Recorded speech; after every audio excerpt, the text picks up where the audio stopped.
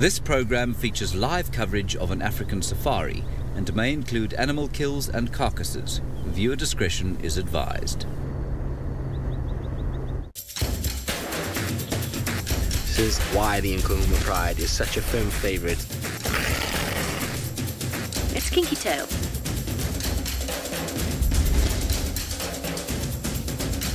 He just looks ready for a fight. This is still her territory. The Avoca boys are here to stay. How insane was that? Hello and welcome to this edition of Safari Lives. My name is Brent Leo Smith and I'm in the tent this afternoon. I have Sebastian Rombi on camera. And while we're in the tent, we're going to be focusing on the intricacies of the lion dynamics that are happening right here in the Sabi Sands at the moment. In particular, what's going on between the Nkuhuma Pride, the Mangen males, and the Talamati male. So I'm very excited to take you on this adventure. Out in the field, we have Jamie and Sydney searching for some of our other favourite cat characters, spotted and tawny alike, although I have heard that all the Nkuhumas have left us to the north, but who knows, herd of buffalo might wander onto Djuma, and you never know, the lions could be on their tail. Remember, hashtag Safari Live if you have any questions for us. It will be great to hear from you.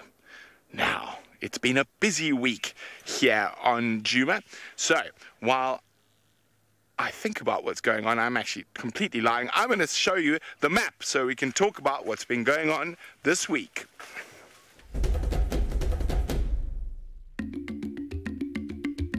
This week, the unreasonably cold weather continued in South Africa, and a grey blanket of cloud covered the sky for most of the week. And after a lengthy battle with hyena, the little chief once again lost his meal to his father, who marched all the way from the east overnight to steal it. Thandi appeared to patrol the western boundary of her territory before wandering back east to ease her maternal sense of duty.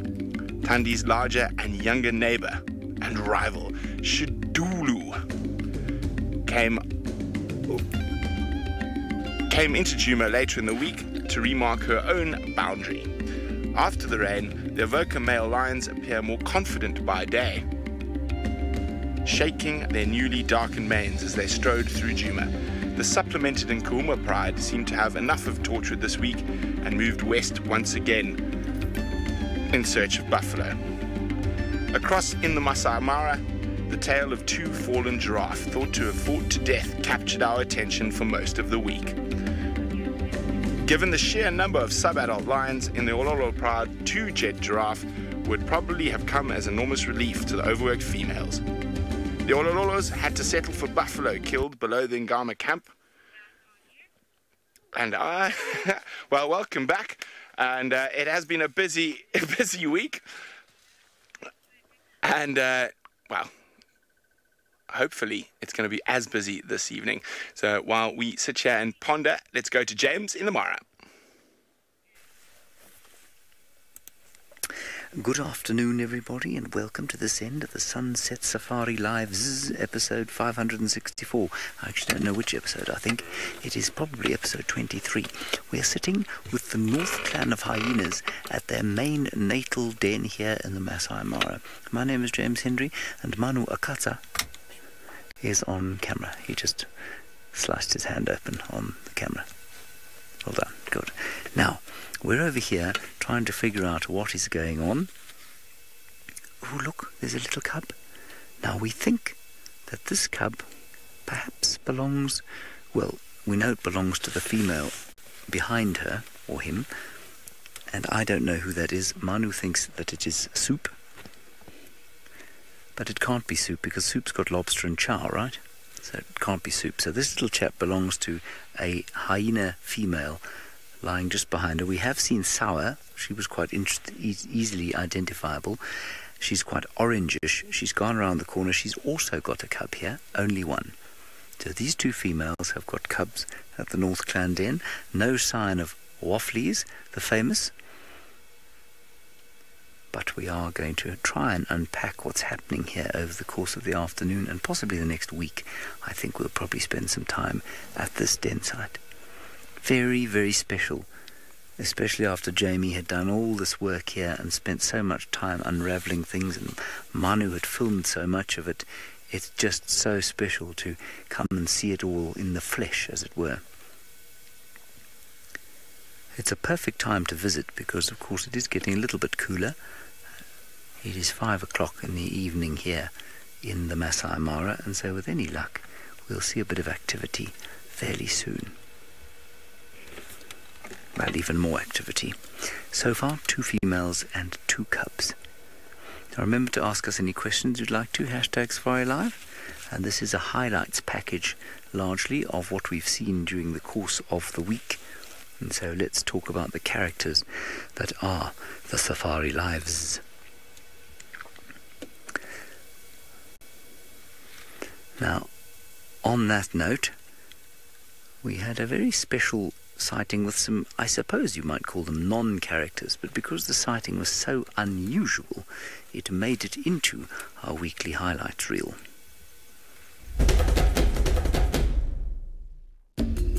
The wilderness giveth, and the wilderness taketh away. The cliché we so often bandy about. Here it was in a giveth mood, each other to death. Then it was in a taketh mood. But let's face it, death by fighting is no one's fault but the fighters.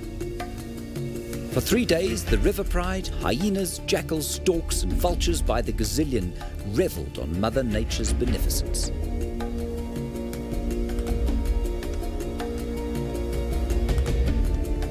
But lions are selfish and enjoy a game, as this white-backed vulture found out to its dismay.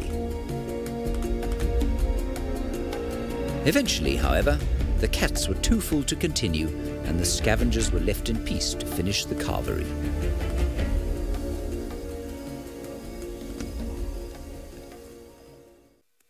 So a very spectacular sighting that was for about 3 days there. We had the River Pride, which I initially called the Marsh Pride. I won't tell you who told me to call it the Marsh Pride. He is on the back of the car though, and he's using the camera, so you can guess who that was. Anyway, it was in fact the River Pride of lions, and they're a new pride. And they're a newish pride in that their origins are a little bit difficult to discern. There's a chap called Peter Rettig, and he's active on Facebook and knows a huge amount about the Amara lions, and he has written up a whole lot about where they've come from. But originally they did come from the marsh area across the river, and they've now taken up residence in the area where the Marsh Breakaway Pride used to be. So that's who they were, the River Pride. I think it was 4 lionesses and the rest of them youngsters. And we didn't see them all there, we just saw 2 of the lionesses, but the rest of them were around during the course of the next afternoon. And easily recognizable, one of the females of the River Pride, because she has a chopped off tail, so she's quite easy to recognize.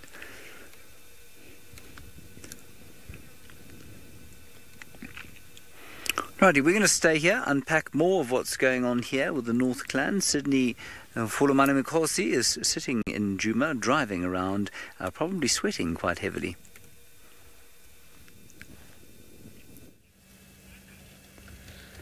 A very, very good afternoon and welcome to the Safari Lives. I am Sydney Niconico and I'm traveling with Senzo, who is my camera operator this afternoon. We are just now entering the Torchwood area in search of Kalamba. For in case if you need our attention, you can follow us on Twitter, #SafariLives. You can also follow us on YouTube chat stream.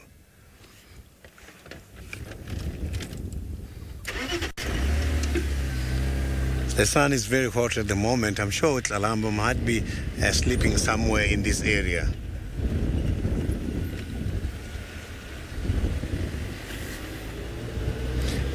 Maybe we might be lucky also with Kalamba's mother Tandi in this area, because she has been unattended for a while now.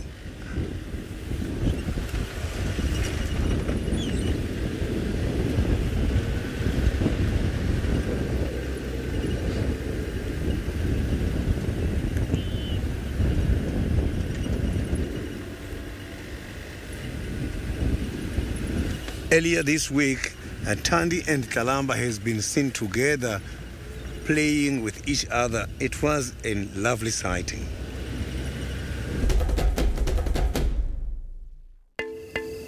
Thandi is a skillful solitary huntress most of the time. The Queen of Djuma was not in good form this week. She missed 2 scrub hairs in the same morning.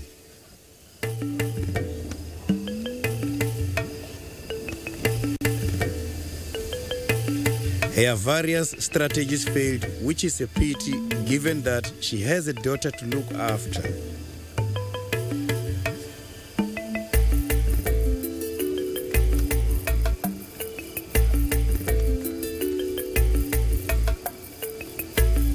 That said, both Thandi and Kalamba looked well fed and their playing indicated they were content. I am sure that they will be successful with the hunt soon.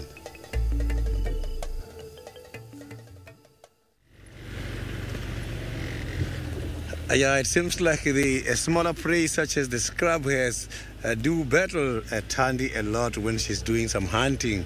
As I saw, she just battled twice consecutively. So maybe Kalamba, as she's growing, her practice will be make use of those kind of fast scrub hair. If Kalamba starts to hunt the scrub hairs, I can promise you she's going to be a very good hunter.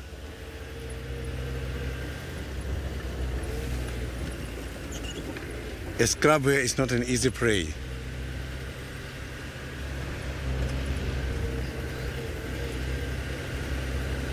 So Thandi is also a very skillful hunter. So Kalamba has got a very good teacher at the moment. So Kalamba, one of the good days must have to be taken to a proper hunting training. Linda, we don't have to get worried too much because Thandi and Kalamba, they have been doing this for a long time. So they split, she got hidden for a while, and Thandi comes back. Thandi is a responsible mother. We might see them today together somewhere. So I trust Thandi a lot. But Kalamba has been doing very well. She has been left alone for quite a long time and nothing happened to her. She knows how to hide. She has been given good lessons when it comes to these other predators, I'm sure, in this area. She has been left alone since she was still very young. So now that she is starting to hunt, at least it is making me much more happy because she can be able to also get something to eat when the mother is away.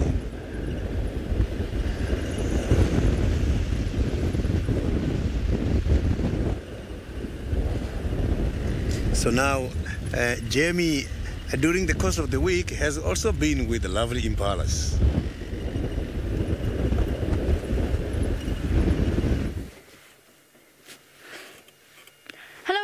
And welcome to a scorching afternoon on Djuma Private Game Reserve, where we are searching intently for the Duke of Djuma Tingana. A very good afternoon to all of you. My name is Jamie, and this afternoon Craig is on camera with me, and I'm feeling a little bit jealous about James's time spent with North Clan in the Mara, but that's okay because we have plenty of things to keep us occupied here. Now, the Impala are all very interesting and such, but unless Tingana is following along behind them, we're probably going to move on and see if we can figure out where he went from this morning. So Sydney had him this morning. He was following him along through towards a place called Treehouse Dam. Now, right now, to call Treehouse a waterhole would be a slight overstatement. It's not even really a mud hole. I don't think that he's round there. We've checked that area, but now we're just checking very carefully along Djuma's southern boundary to see if we can pick up on any tracks. We will also later be going to check on the hyena den, but for now, as you'll have noticed from the perspiration glow on all our faces. It is quite warm, far too warm for a hyena den to be active. Now, speaking about the Duke, I have seen him walking around in 40-degree heat, over 100 degrees Fahrenheit, calling and scent marking. So who knows if he's wandering around or if he's doing strange things as he was this week.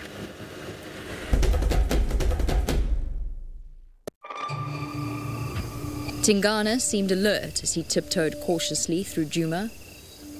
His behavior had us mystified. Was he searching for food or an intruder? His slinky body language seemed to suggest the former as he lurked through favored hunting spots, alternating between creeping and freezing in place. That is, until he broke into the loud, rasping sawing of a territorial male. Not exactly a recommended hunting technique. It was almost as though he was searching for something. Another free meal, perhaps? We never did manage to find out why the Duke was behaving so oddly, but the royal family wouldn't be royals without just a hint of mystery.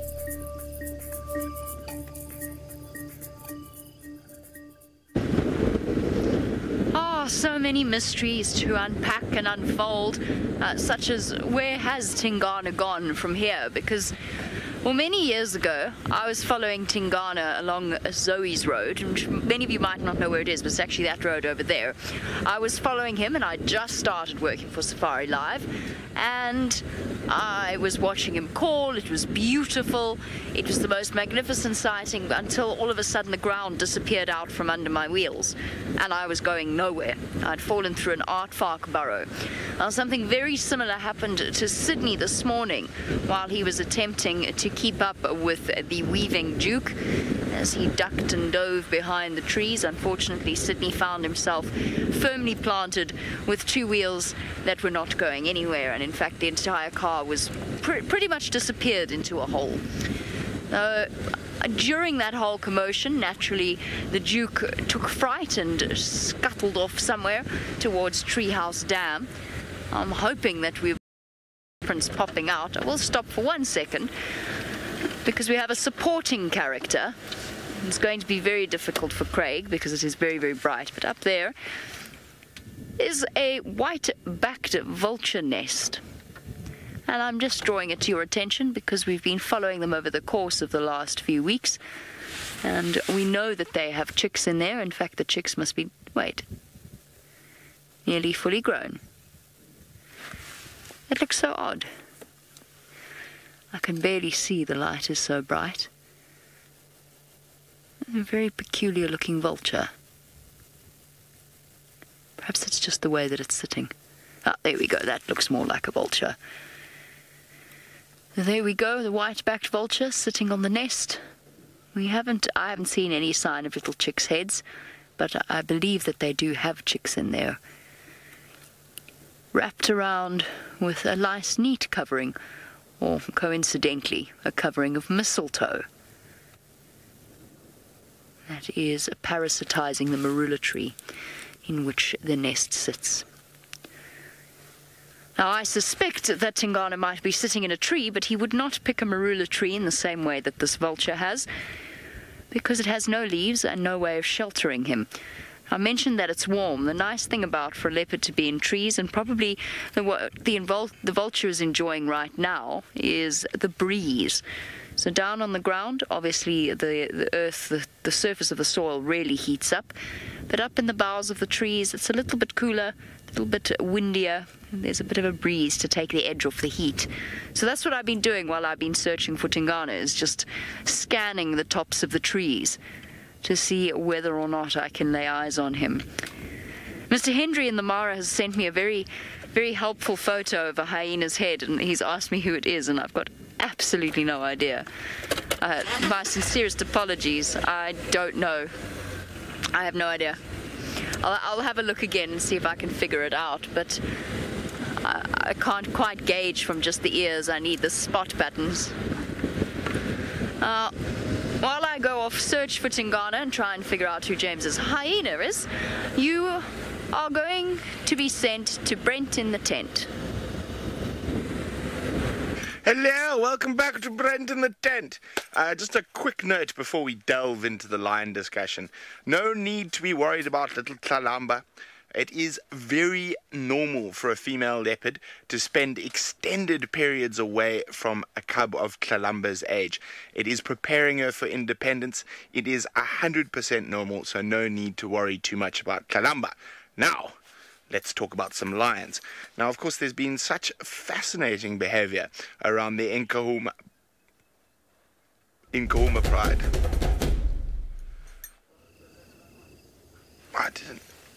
Nkahuma pride have been followed by the Mangeni. Delve into the Talamati pride a little bit later.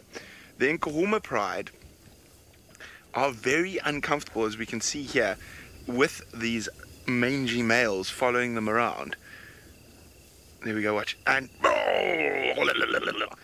you can see there's no reaction whatsoever from those poor mangy males, and you can see they're really not in a good way at the moment. However, whether the reason the females aren't actually physically attacking them is because of the mange, because they can sense that there's something wrong with them, or they just don't really know what to do. It is one of those fascinating things that doesn't really have a known explanation yet, and we're gonna hopefully see what happens as this story develops. Now, one of the things that has definitely happened that I've noticed is that those mangy males, just off the amount of food they're managing to scavenge off the Nkahuma hunts, are definitely looking better. And the closer we get to the rainy season, the more that sarcoptic mange should start alleviating a bit, especially if we get some good rain in the next couple of weeks. And we actually forecast to have some big storms tomorrow.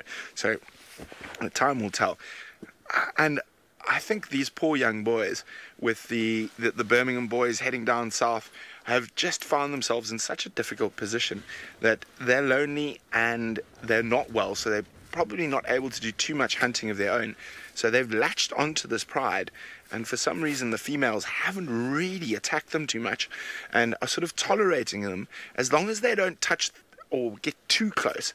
But as it's got longer and longer, they seem to be lying closer and closer to the members of the Nkahuma pride.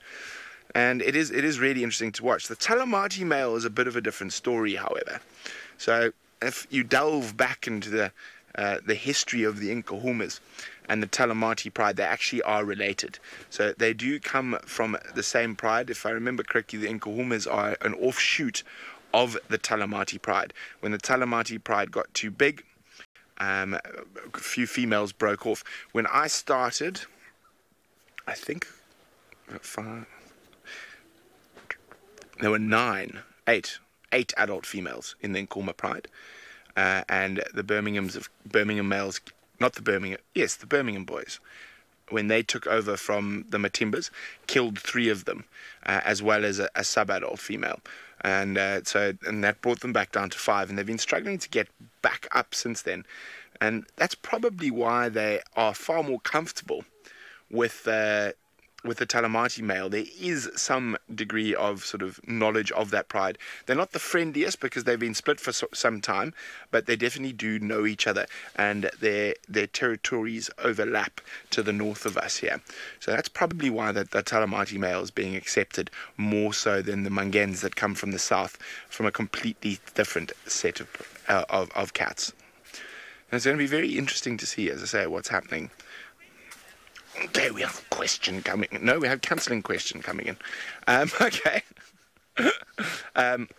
Yeah, so, I mean, it's fascinating to see what's happening between the lion dynamics, and we'll chat about this shortly. In the meantime, we're going to send you a few thousand kilometers to the north to go see what's happening with the hyenas in the Mara.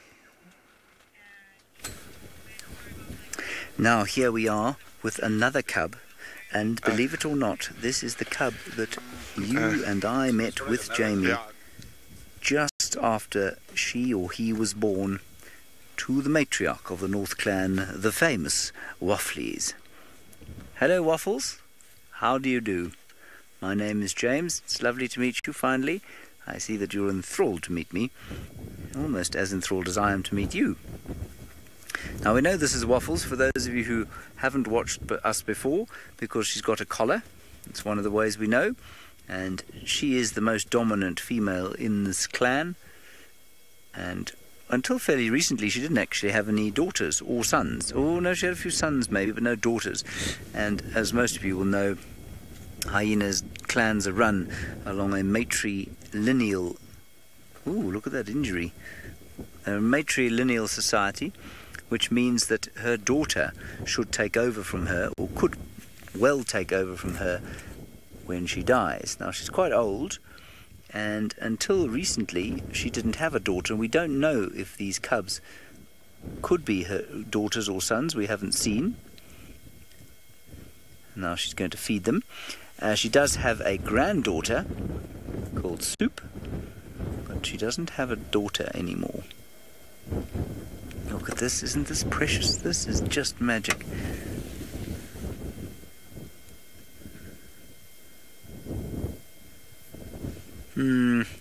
Sweet cakes, it's very difficult unless you spend a lot of time around these hyenas to differentiate between them, but for with distinguishing marks like accoutrement, if you like the collar, chopped ears, scars, although those can change, they can be very distinctive, but the only sure way to do it is to look at the spots. And so the hyena experts that watch this show use the spots. For example, that spot pattern that you can see on her shoulder will be unique to her, and if you spend enough time around a hyena like Waffles, you'll be able to figure out straight away. If you saw the left shoulder, you'd know that it was her, and that's the only way you do it. And you can draw patterns around them, and that's how a lot of people do it. And if you go to the Djuma hyena page on Facebook, you'll see the pictures, and you'll see exactly how it is that the hyena experts distinguish between them. Basically, it's just a lot of time with them, and then you get to know their individual markings. Sawa, interestingly, was the first hyena we saw, not with you, but when we got here a little bit earlier. She is, as Manu pointed out, very orange, and so quite easy to identify. I mean, I'm sure she's not the only orangish hyena around here, but if you find her at the North Clan Den, chances are, well, she's going to be Sawa. That's S-A-U-E-R, by the way, as opposed to lemon. Jamie Patterson's going to be extremely jealous. Let me just tell them that she sends her regards. Waffles, Jamie sends her regards to you and your babies. Yes. That is magic, isn't it great? Bit of a wind coming up here. It's been a tremendously pleasant afternoon up until now, but we might have a bit of weather blowing through. Now let us go across to Jamie Andrea the Green Patterson.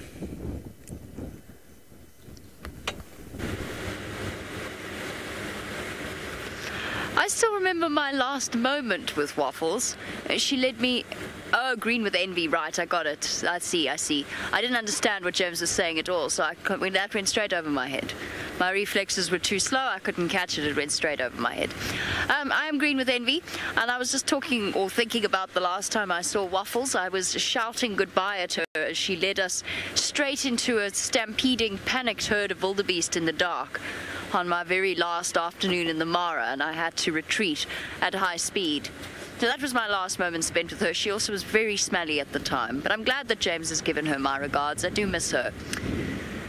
So while we continue on searching for Tingana, which is becoming more and more repetitive as we drive in more circles, it's nice to chat a little bit about the hyenas, because James has been talking about identifying them. I spent hours and hours staring at the pictures of North Clan as kindly shared by Emily from the Michigan State University Hyena Project.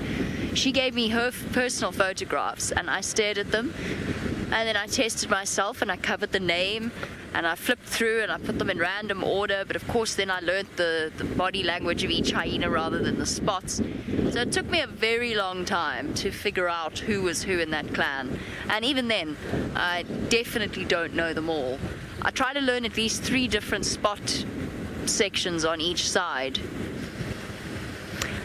Fortunately, we're not dealing with 80 hyenas in the Juma clan, so they're a little bit easier to get to grips with, which is what we've been doing since we've had the den back on Juma.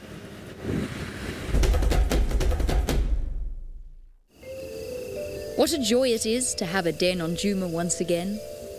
The den is the social hub of the clan, and the hours that we spend there give us the best possible insight into the clan dynamics. There are a lot of familiar faces around, albeit a bit more grown up. June has become a regular visitor, as has Ntima, and these social calls are vital to the cubs' development as they learn about their place in the clan's hierarchy. The relationship between the two mothers, Corky and Pretty, has always fascinated me, and Corky's dominance over Pretty has been clear from the outset. The move to the Philemon's Cutline Den has accentuated the feeling of déjà vu, watching the cubs learn, grow, and fall over, as generations of Juma clan members have done in the past.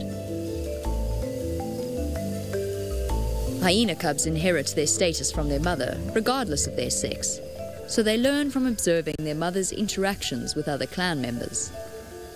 The youngest little cub belongs to Corky, and it has learned that it can get away with almost any behavior. Without any chance of being disciplined by lower-ranked adults, it has turned into a bouncing ball of trouble, bullying its playmates and chewing on the ears of tolerant adults, mum included.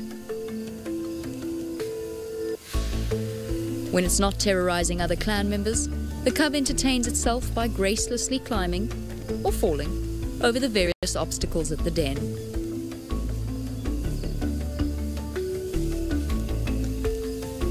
Even the clan males visit the den from time to time to ingratiate themselves with the females there, though they are often not given the reception they were hoping for.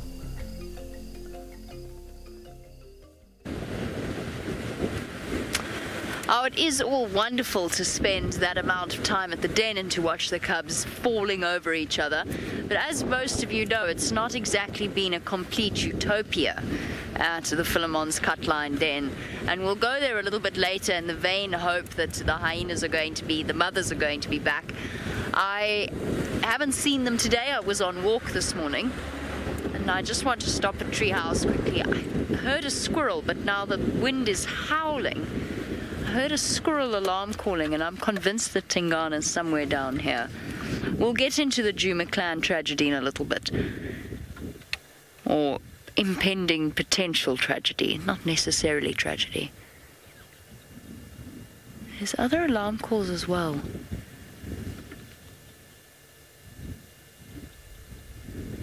The stickers are calling.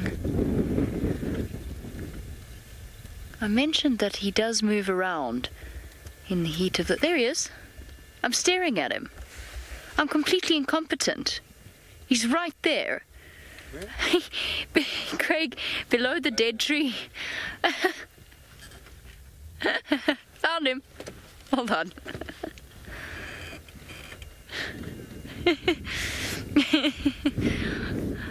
Oh, well, that was embarrassing. I hear alarm calls.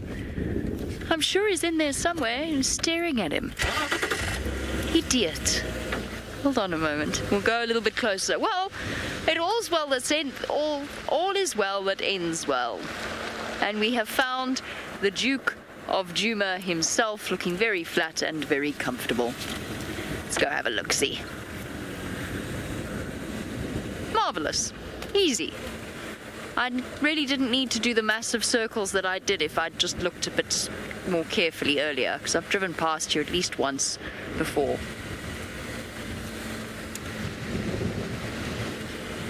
Hello, boy.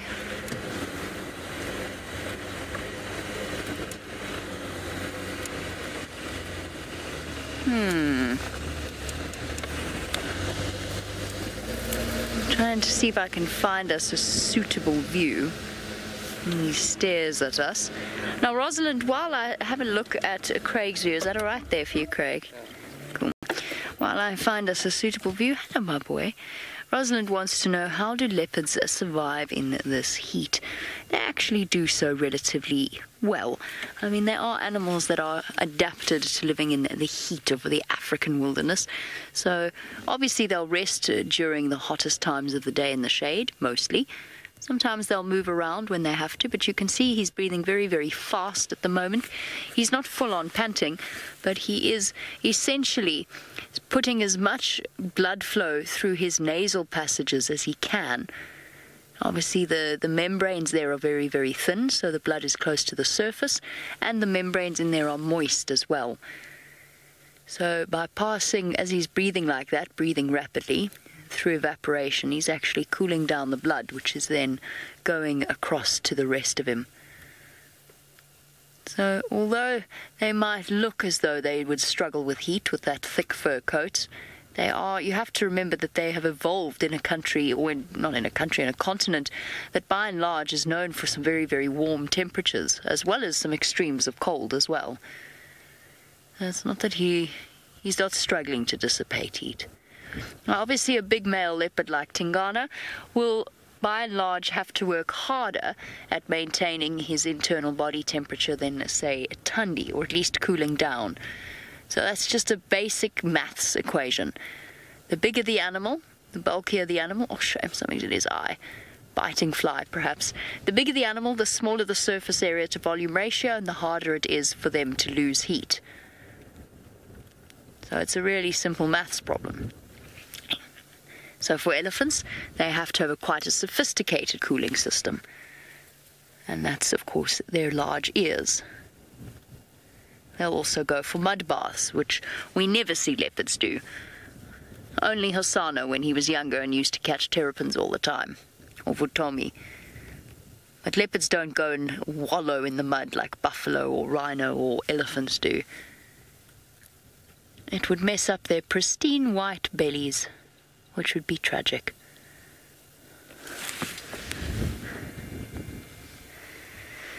Oh, there we go. We're sorted for the afternoon until it's time to move to the hyena clan. This is where we will be for most of this afternoon safari. Right, speaking of most of this afternoon safari, Brent has promised you an in-depth discussion on lions. Welcome back to the tent. Sebastian getting creative, shooting through the different windows. It is quite toasty, so we've had to open up every single possible window in the tent today to keep, well, cool is not what we're keeping. To keep slightly less hot is a better description. It is very warm in the tent this afternoon. But we've been discussing lions, and in particular the Nkuhuma lions and the males that are hanging around. And as we saw in that first clip, that aggression that was being shown towards those young Mangen boys. But as time has gone, that as aggression seems to have got less. So let's have a look at the next series of events that happened.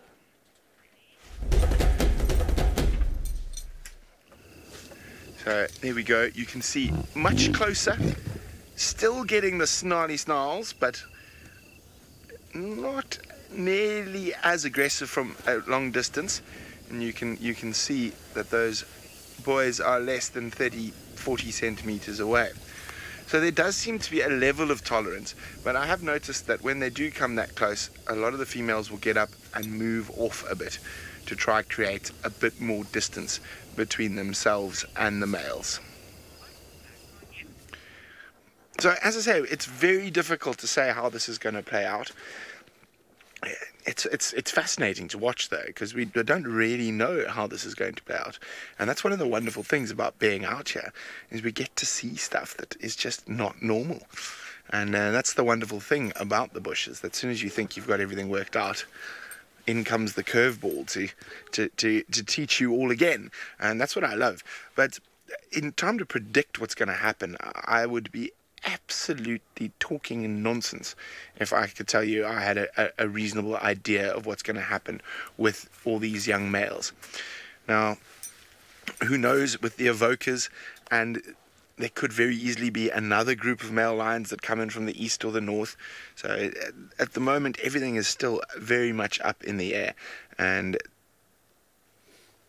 though we saw one evoker letting the Mangens feed. So literally I have no idea what is going on at the moment, but we can speculate to our heart's content about what's going to happen next. But I don't know. That's the simple fact. More confident what's going to happen with the Talamati in Kahuma young male. That's a sort of a far more stable bond, a more predictable bond that we can see.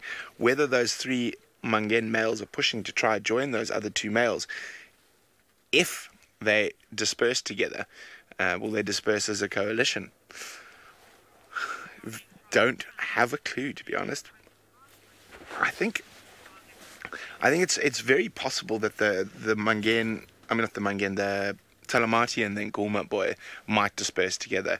Whether the 3 Talamatis will join them, I'm not sure. I don't think so. That's my personal opinion. Pat says it's quite heartbreaking to watch, but fascinating at the same time. Indeed it is, Pat. Indeed it is. And one of those poor boys is a hang of a lot worse than the other 2. And whether he makes it to the reins and through next year, I'm not sure yet. I think there's a strong possibility out of the 3 that the one who's the most affected with all those pus coming out of his head and the most missing hair is the most at risk unless he gets some big rain quickly to help get rid of those mites. Very sad, but it is nature's way of fixing the problems. The lion population, the lion population was getting big. Painted Wolf's wondering how the rain kills the mites. It doesn't kill them. It just makes it more difficult for them. So they tend to not spread as easily, and they tend to be not as active when it's wet. And also, if they're lying in sand and stuff like that, if there's grass and whatnot, it's harder for the mites to get onto the bodies of the cats. Now, the Nkuhumas have patches of mange, some of the females, but they seem to have a better immuno response to them, so they don't get nearly as badly affected as the Mangens or the Sticks, for example, who well, I didn't even know the Mangens had mange till I got back, but the Sticks have been plagued with mange for many years. And the Nkuhumas seem to have mange, but it doesn't ever get to that really, really bad stage. You can see little patches on their tummy. The Matimba boys also had patches of mange, Birmingham's as well. So it is a naturally occurring element that affects the big cats, and kudu, impala, wildebeest, any of them can actually get mange. Leopards, hyenas. So it is interesting to see that in this area it seems to be more particular on the lions and kudu than anything else. But in the meantime, we're going to go across to the Mara, where I don't even know if there's ever been a recorded case of mange in the Mara. I think with that wet, high-altitude climate, no. Look at this.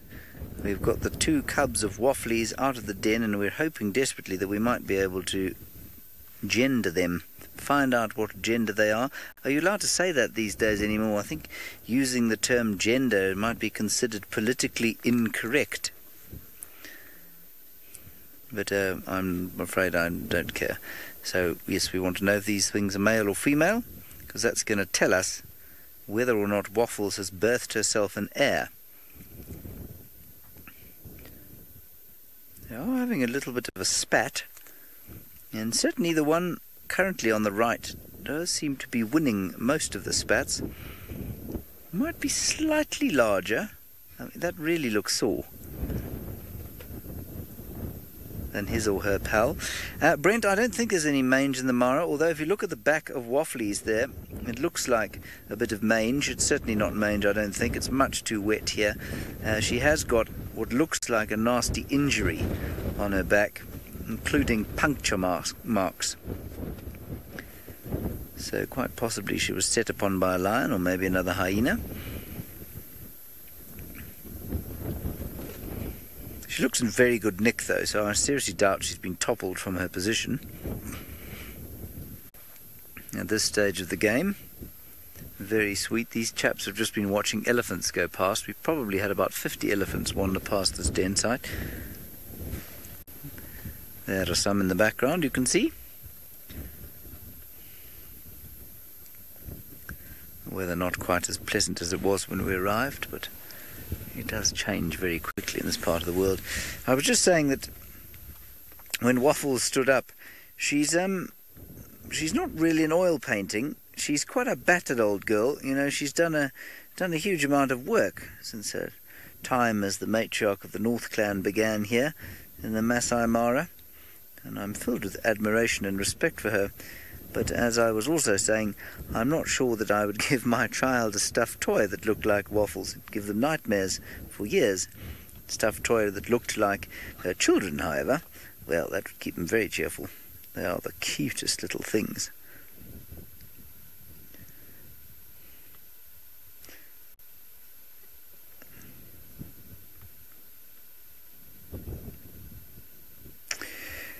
Yeah, Nico, viewer, lovely to have you here with us in the Mara, all the way from Japan. A good question about whether or not she looks large compared with other hyenas. She is large. She's big. Out here, size is, the predominant characteristic if you want to dominate a situation. And so she does dominate this pride, and it's therefore no surprise that she is larger than the others. I've just looked at Sour, who's just over there, not too far away from here. I definitely think Waffles look larger than that, certainly heavier. Whether or not she's taller, I don't know, but she certainly does look heavier. And that mass will definitely give her an advantage. Now, of course, we know that hyenas are big because they carry a lot of male hormone, and interestingly, I read the other day it's not testosterone, it's a very similar hormone called, I'm going to get this wrong, but I'm going to try it anyway, anostemnedione. I think that's what it's called, anostemnedione or anistemnedione, and it's what gives them their size. It's what makes them bigger than the males, and it's what makes one more muscly than the other. So she's probably got higher levels of that anistemnedione than the other females in this clan, coupled with an experience of being the leader. And so those things will maintain her at the top, along with her size. If you were to have a runtish hyena, no matter how much anostemnedione she had produced, she would be unable to maintain herself at the top of a clan like this, because she'd just be overwhelmed with muscles. Right, we aren't going anywhere from here. Jamie Patterson is sitting with Tingana, another old, grizzled and very, I think, attractive member of the dominating predator classes.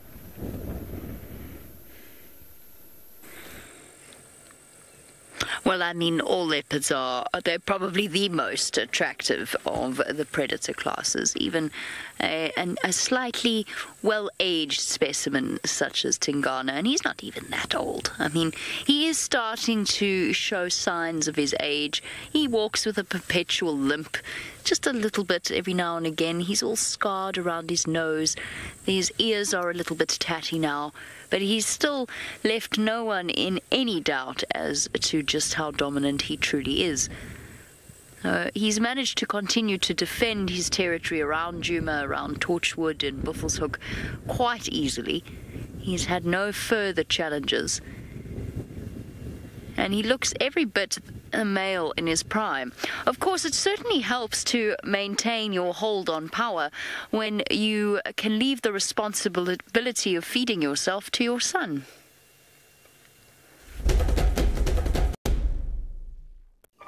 Once again, Tingana snatched a kill from his hard-working and somewhat hard-done-by son. Hosanna seemed to empathize with the scavengers as he looked longingly up at the Sunday brunch that he had worked so hard to procure. Reality must have set in at some point, as Hosanna abandoned all hope of retrieving his meal, and he set off to plot his next move, while his father enjoyed the spoils of dominance.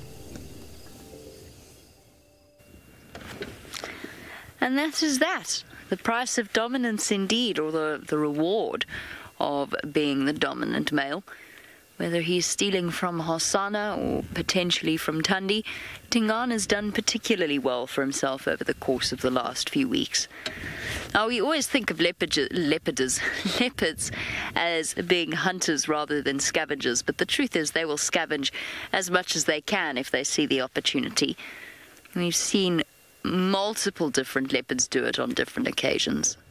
So if he's struggling to grab something, if he's struggling to hunt, he will go and steal. I don't think he's struggling, though. I just think he's discovered that this is the easiest option.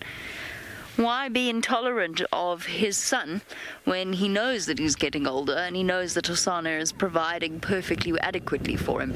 I have to be honest, I was hoping, as we searched for Tingana, I was hoping that he might lead us to the little chief. Because it's been a couple of days since we last saw Hosana. In fact, I think the last person to see Hosana was Tristan on foot while I was following Tingana. And he has since given us the slip.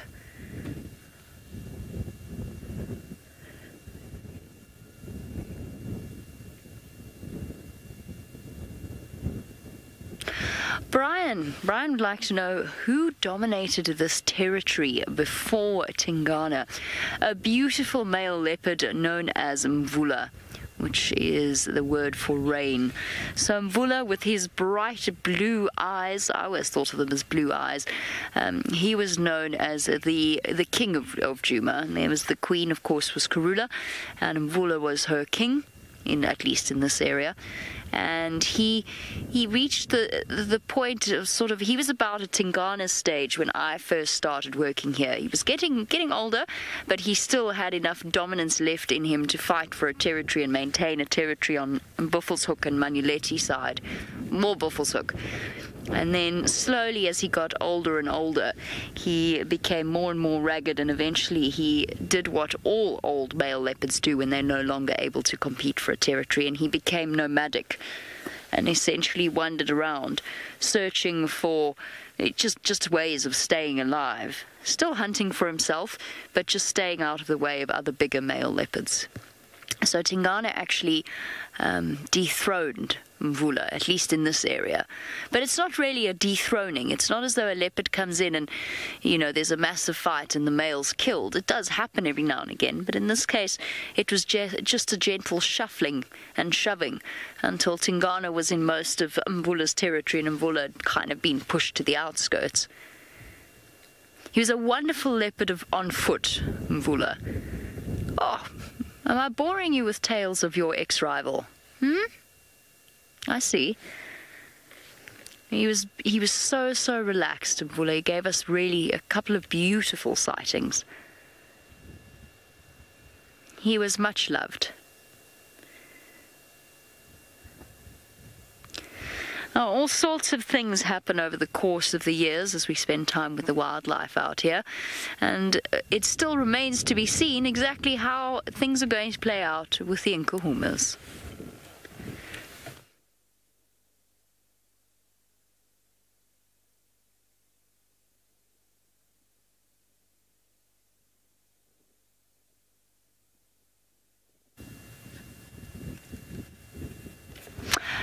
Oh, your timing couldn't have been more perfect, as unfortunately we had a technical glitch with Brent, but Tingana is up.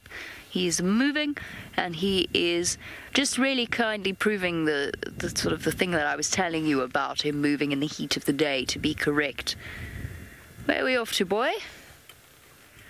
Well, I guess we'll have to find out. I can't move yet. He's gone. No, I can't move. There we go. He was right behind the vehicle for a second.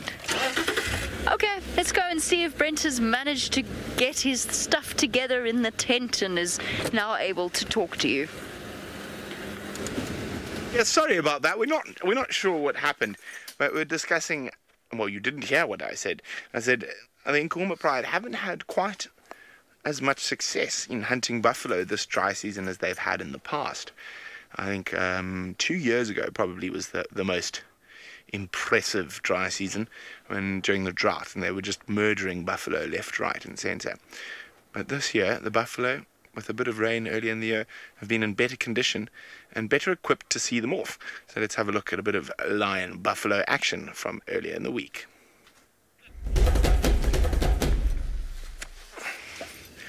So there we go, the Nkuhumas being well and truly pushed back by the buffalo. They were very hungry this morning as well.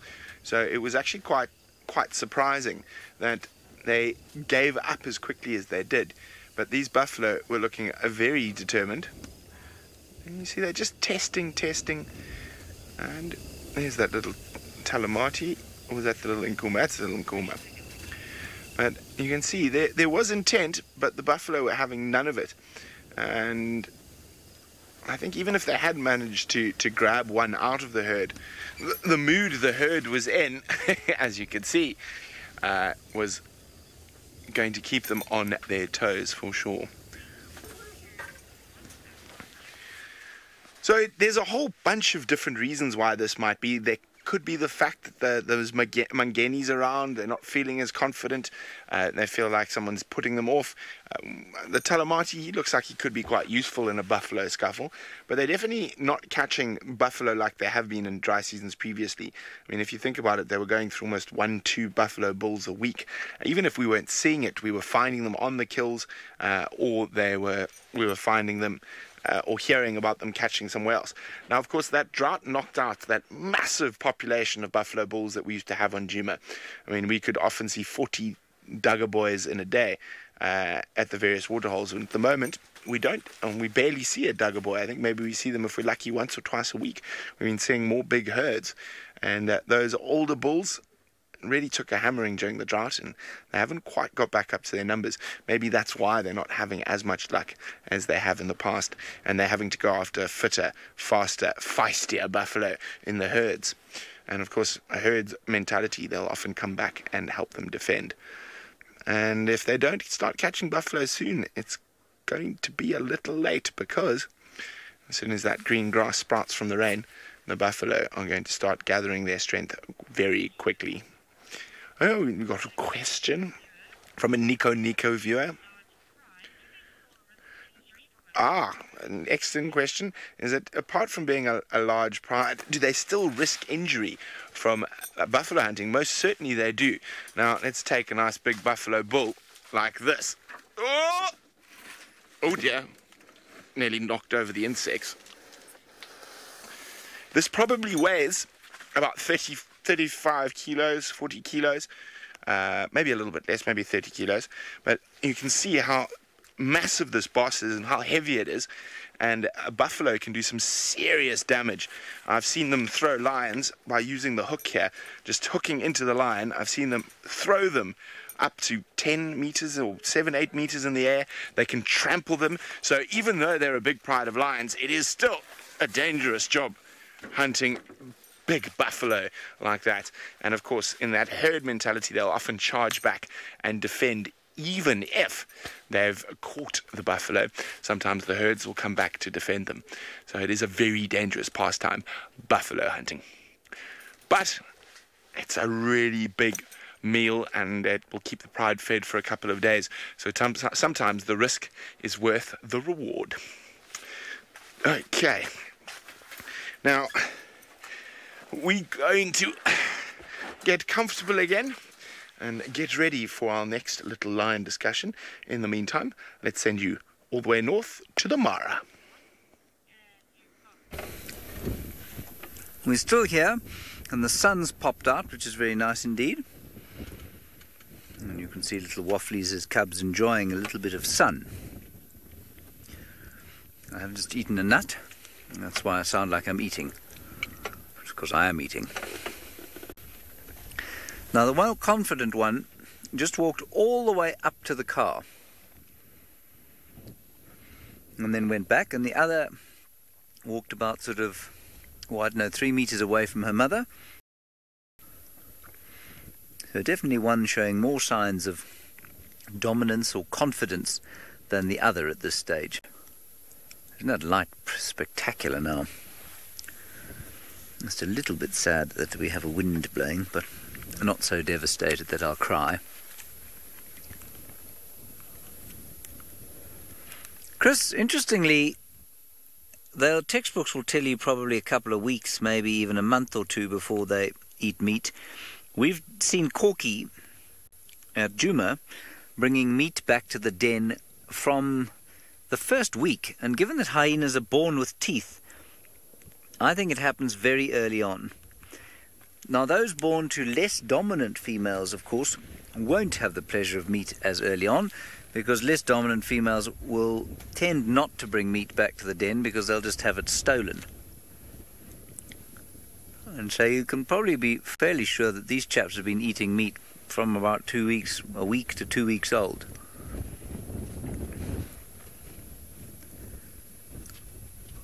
We've thrown a lot of what we think about hyena behaviour clean out the window as a result of Jamie's experiences here and our experiences with you at the Djuma Clan Den.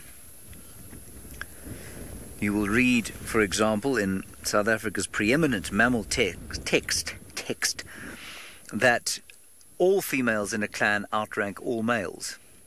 It's very clearly not the case. It's very clearly not the case here or in the Djuma Clan. Hyenas male or hyena males born to the matriarch definitely hold more rank than some of the females in the clan. So that's been thrown out. You will read in a number of texts that hyenas do not bring meat back to the den. That's patently untrue. That little thing looks like a civet now. We often talk about civets, everybody. Never seem to manage to show one to you. Well, that's what they look like, except not with a head like that. See how much more confident than the other one. Venturing out, checking us out.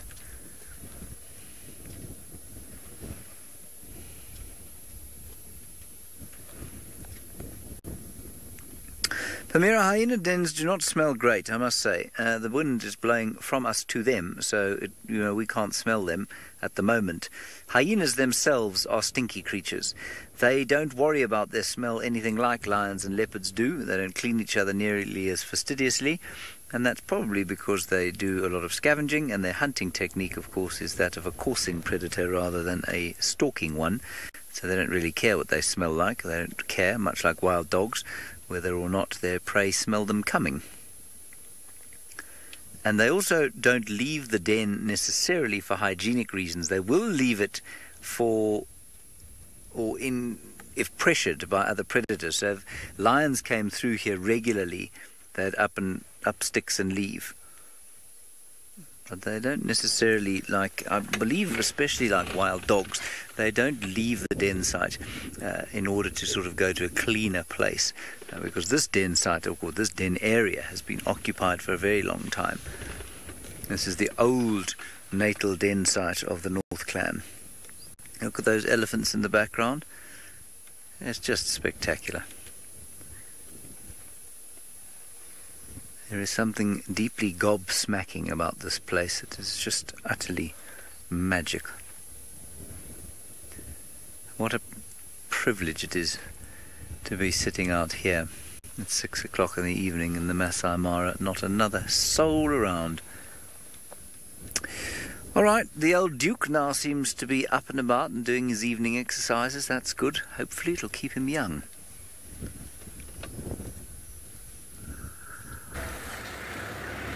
The Duke is actually doing his evening scent marking, and as you can see, the Duke has attracted not only our attention but the attention of other vehicles as well. So he is spreading the scent of buttered popcorn to the winds. He's just urinated on the squarry bush over here. Can you smell that, Craig? It smells... Weird thing to say, but it does really smell very nice. Buttered popcorn makes me want buttered popcorn. Now, he spotted something in this drainage line. Now, what we're going to do is we're just going to shift up a little bit ahead. He's stopped here on a termite mound. I'm just going to go around. What have you seen, my boy? Or heard, potentially, as well. I once watched a lioness in the Mara talking about that sort of thing, what James was talking about. What was James talking about? I can't remember where my train of thought was going. But essentially, I watched a lioness in the Mara. Oh yes, the openness and the beauty of it. Watched a lioness hear a warthog from about 300 meters away while walking.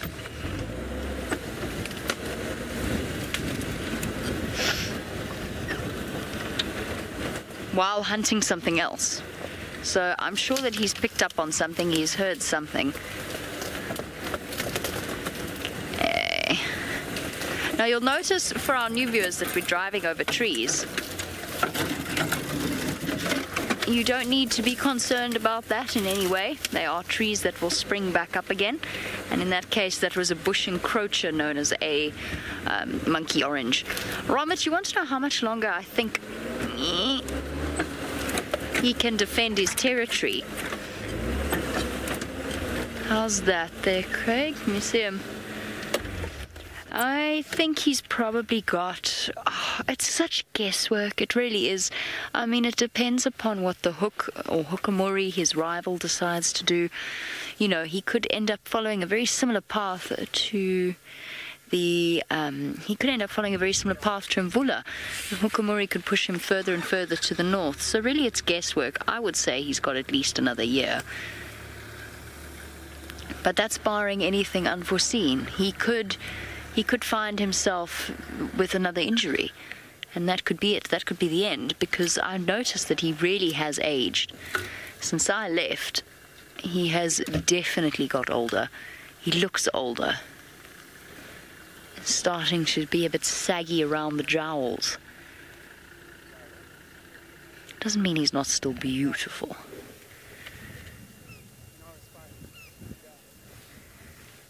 I know that all of Tundi's offspring have those greenish eyes, those bottle green eyes. But I think that Tlalamba's actually got Tingana's eyes, or at least the colour of his eyes. Not necessarily the shape. We've been talking a lot about the similarities of leopards. Hosana is his father's son, through and through. I imagine Hosana looked quite similar when he was a...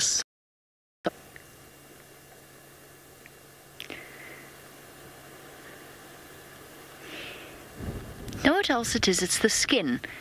It's the elasticity in his skin. If you look at the fold between his leg and his body, his skin looks a little bit sort of stretched. Knee.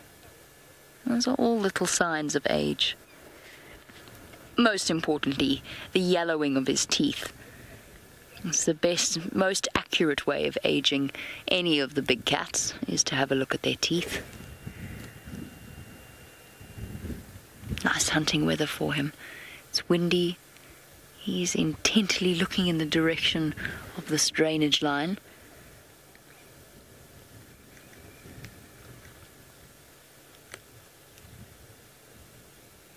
And there you can see him actively panting. So we're talking about how he stays cool in this African heat. There you go, you can see him panting away.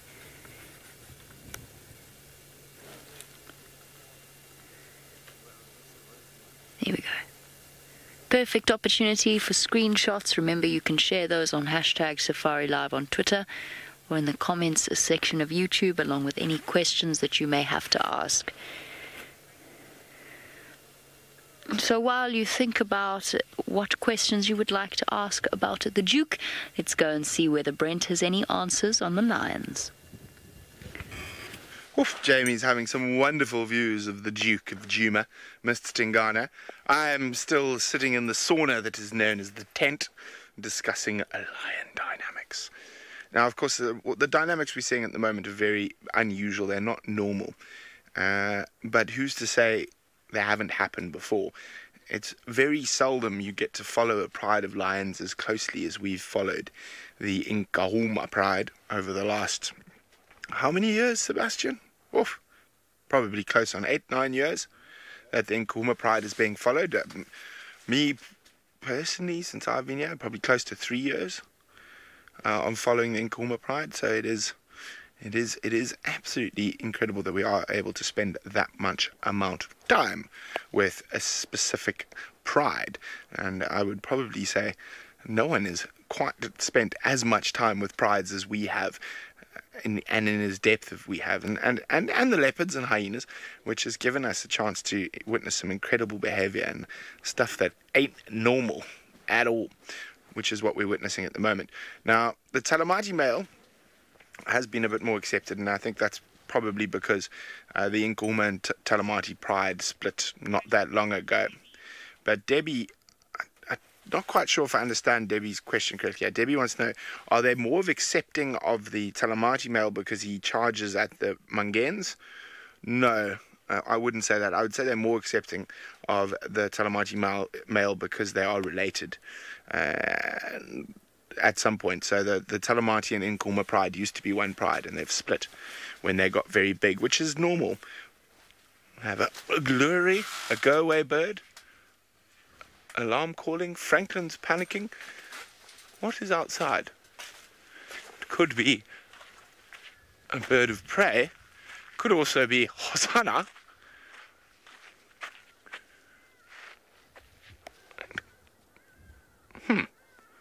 All of a sudden we had two Franklins flying straight at us at high speed, and a go-away bird going wah, wah. Could have been a slender mongoose though. I was hoping it was Hosanna. I wouldn't mind having a visit from a cat in the tent. Okay, the lions are supposed to arrive, of course, because we're talking about lions today, but I think that's highly unlikely. Back to the tent we go. It is cooling down now, so there's a chance that the lions might get up and moving. Hopefully they do decide to before the end of the show. But as back to Debbie's question, is I don't think it's to do with the fact that he is less tolerant of the Mangenis. I think it's because the females are more tolerant of him because they come from the same place. Now, there is another Talamati male knocking about, and he was with, apparently, now this is hearsay, I cannot confirm it because I didn't see it with my own eyes, but when the pride was split, he was with the wounded female with a big scar on her hip, and the young male when they were on a buffalo kill to the west of us. So apparently they were both young Talamati males, but I haven't seen the second Talamati male yet. So who knows where he's disappeared off to. Ah, okay, well, let's send you across to Sydney to see how his search for Tlalamba is going.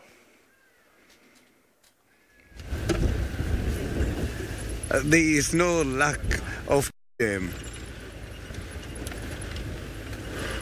During the course of the week, I was on a very interesting sighting where one of the Avoca males interacted with a hyena clan. One of the Avoca males arrived at the Juma clan den where the hyenas has just arrived with a nyala kill. The majestic lion stalked the hyenas extremely quietly before charging into attack. The fight between him and Koki, the matriarch, was very worrying as she has a new cub to look after. Koki tried to run but eventually had to stand her ground, showing a courage that allows her to stay in a high-ranking position. Hopefully, she is not badly injured.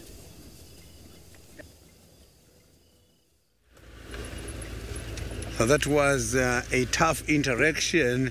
One of the Avoca males, I'm not sure if it's the territorial male versus the matriarchal female. So that matriarch is too brave, and I hope she is fine by now. So the lions were just doing the opposite from what the hyenas normally do when the lion has got a kill. So I've never seen something like that before. It was my first experience. So let's hope Koki is fine so that she can come back and nest the little ones. So those little ones are very cute. We don't want to lose them.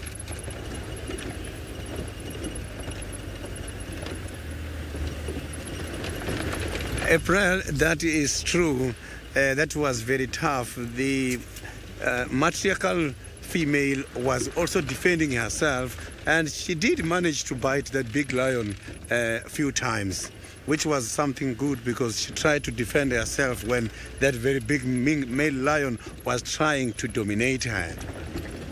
So you can see that to be a matriarch by the hyena clan is quite a responsibility.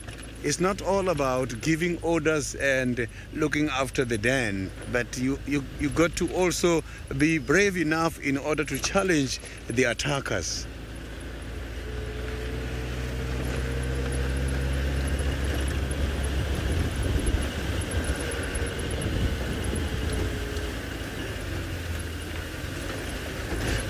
Polecat mama, on several occasions, if the lactating hyena dies, chances of the little ones to survive, they are very much slim.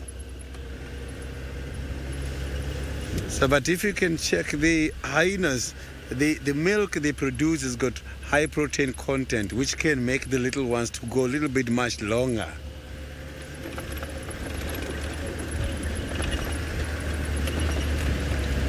So I haven't seen Koki for about a few days now. Maybe she has already returned, or she might return anytime soon.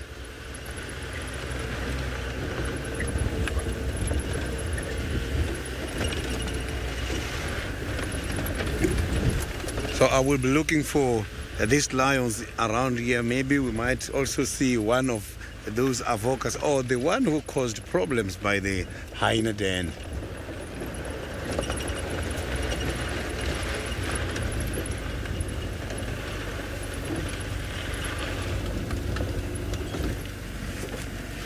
So these lions has been spotted somewhere around here.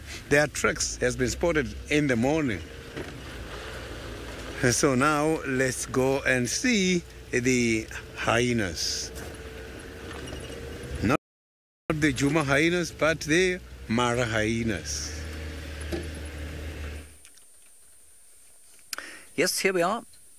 And the hyena cubs have just chased off a long claw. The long claw has gone into the grass, survived being chased by these two cubs. Now, I'm going to hazard a guess here that what we're looking at is two little males. Now, I know that's a bit sad for Corky, but I'll tell you why. They are relatively kind of boisterous with each other, but one is not obviously kind of being abusive to the other. And if you compare them with Pretty's cubs at Juma, where the female is, well, I mean, she's obviously much bigger than him, and she's completely dominant and completely almost bullying. Here we have a little bit of rough and tumble. One seems to be sort of dominant over the other, but really there's nothing too drastic about their interactions. And in fact, they do quite a lot of just playing. And so I'm going to guess that these are two little males. I may be entirely wrong, but that's what I'm going to guess, which is a little sad for Corky's lineage, but that is the ultimate anthropomorphizing, because I guarantee you... Waffles, yes, not Corky. That's Waffles, isn't it? Corky's never been here before. The ultimate anthropomorphizing, because Waffles probably doesn't think a jot for the future of her lineage, whether or not there'll be dominant hyenas or not. But we still haven't had a good look between their back legs. They haven't extended their either penises or pseudo-penises. It is amazing to say those two words in one sentence in a public forum, and, you know, do so in a polite way, but if that's what we're doing, of course.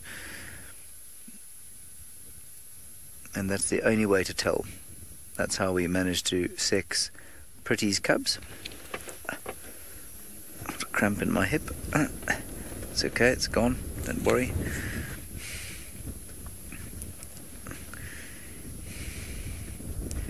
So I don't know what anybody else thinks.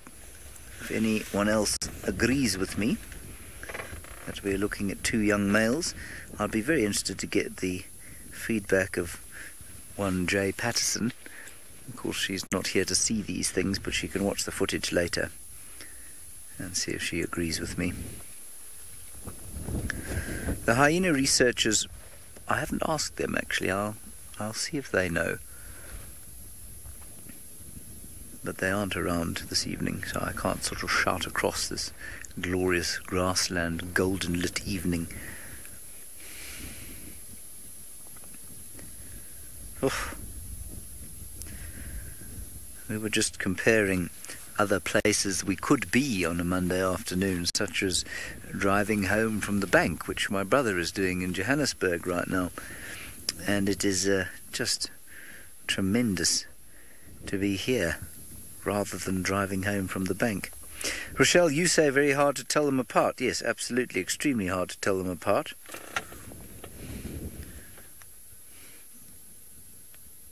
But you can do it. Look, you know what? I mean, there are obviously slight differences between spotted hyenas here and spotted hyenas up in or down in South Africa. The lions look slightly different, and that is because they have been separated for a long time, of course. There's not a contiguous population between here and South Africa, likewise with the hyenas. And so perhaps there is a slight difference, and perhaps, I don't know, the hair's longer underneath the belly or something, and maybe at this age they aren't quite as expressive because the dynamics within the clan are slightly different than they would be in South Africa. I don't know. But normally I would have expected to have had a look by now. It's entirely possible also, though, that if another hyena was to come up here, a greeting ceremony would take place, and then we'd probably be able to have a look, because, of course, that's largely the purpose of those implements, shall we say? No, organs.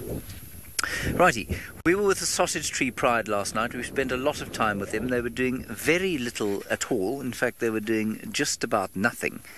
And perhaps they were lying there because they felt some shame.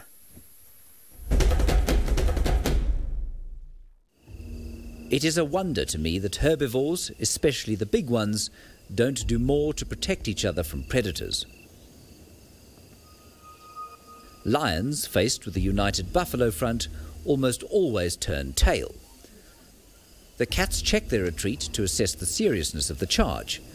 If the buffalo just pushed through at this stage, they'd seldom fall victim. When they fail to drive home the attack, however, there's trouble. Nothing gets the blood of a lion up than a meal in a panicked gallop. They are much faster than the lumbering bovines, and their numbers mean they can take the coward's way, attacking from behind while their comrades distract the dangerous horned end.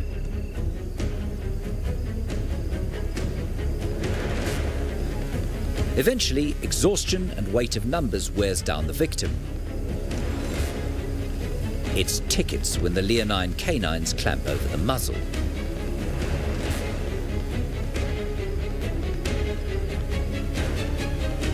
Gormless stares from the victim's friends and family. But once in a while, a buffalo finds the courage to fight back.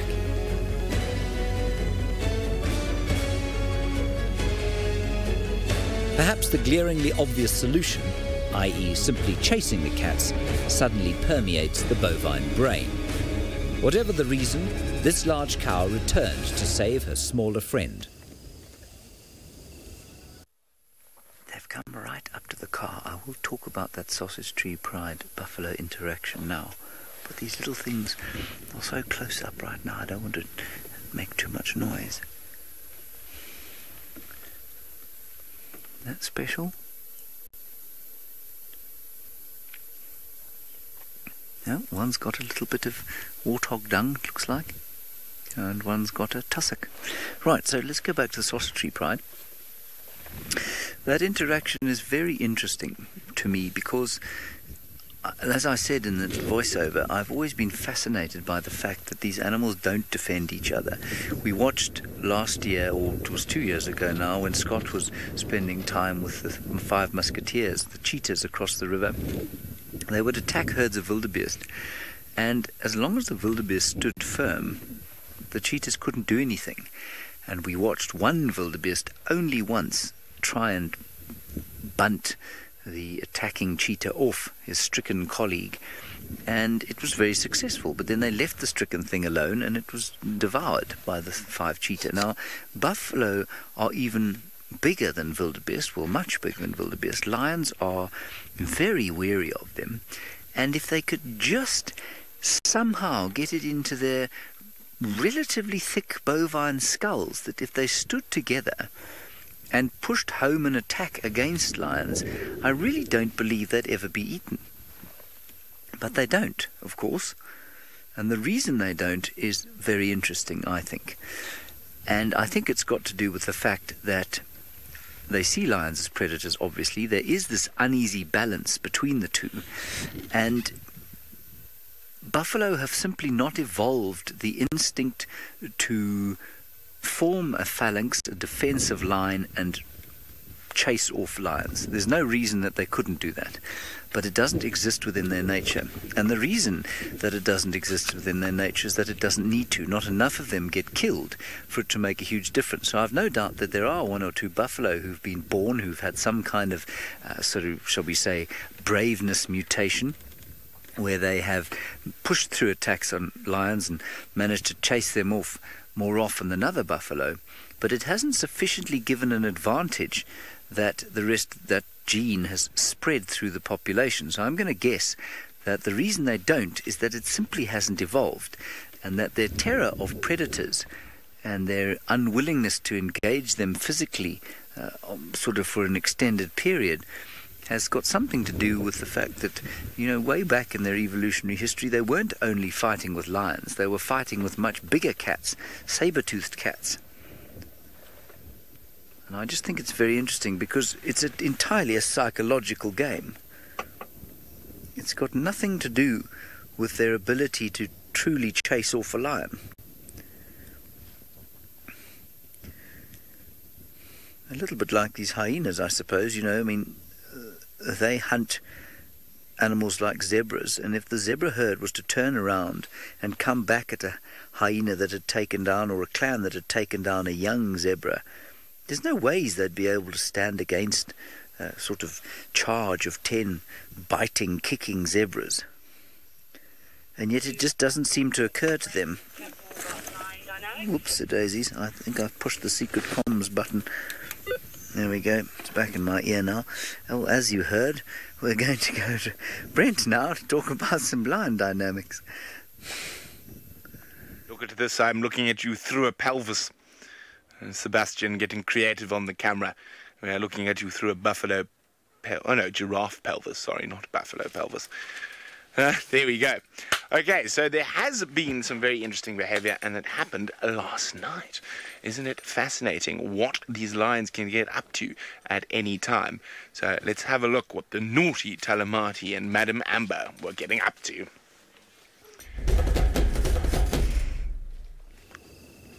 So as the sun started to set last night, and the lions were quite close to the northern boundary, the Talamati male was harassing Amber Eyes. Now, she presented in front of him, but not properly, and I don't actually think proper mating took place here. And you didn't see that normal tail flicking that you would by her. She didn't look that excited. And then also, he didn't quite seem to get too excited. And the fact here, when he disembarks, there's no snarl or growl, means I think he might have missed the mark. Now, a lot of people are saying it's very interesting that she immediately rolled onto her back like that, and that normally happens after a successful copulation. Now, a lot of that type of behavior could be instinctive, so she's instinctively rolled onto her back. She could just be in false estrus at the moment, and she could just be could just be placating this, trying to think of a nice way to put it.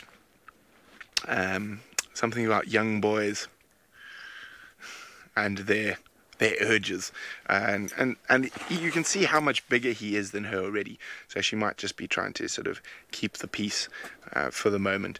But if he hangs around for long enough, the possibility of him mating with the Nkomo pride is quite strong. I think he will definitely do that.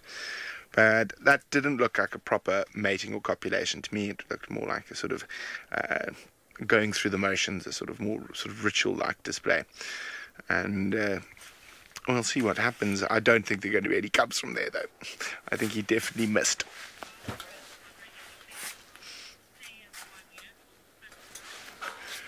Barbara is asking whether the Nkomas are going to stay as one unit or split. Barbara, I think they're more than likely are going to continue, well, the females and the sub-adult females, but I think in the next couple of months the boys will move on, depending on what happens with the evokers. They will stay for as long as possible, but I think at the end the females will stay together, but the males will move on, and things will become a lot easier for them once those young males have moved off, because there won't be as much pressure from the evokers, and they'll be able to accept the evokers as the pride males and not keep ducking and diving and running to try avoid them, which they are at the moment.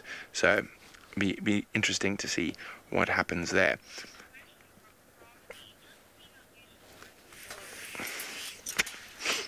Crafty is saying, don't the females normally go for a mature, full-maned male lion?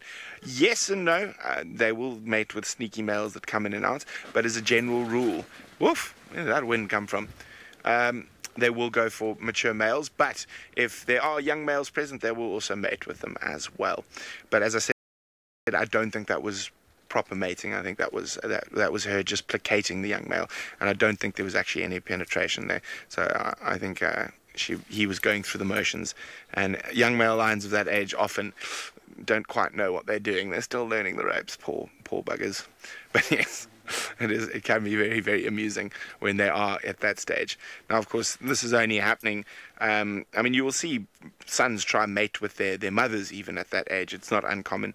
And with lions, they are able to inbreed with up to 4 or 5 generations without any adverse effects. But obviously, if they keep inbreeding, it is not good. It's not good for the genetics, and eventually you will start getting genetic anomalies like short legs and 2 tails and 7 toes and funny-looking lions that look like they've been hit in the face with a spade. But it sounds like Sydney has found something that is not a big cat, but still a favorite of all of ours.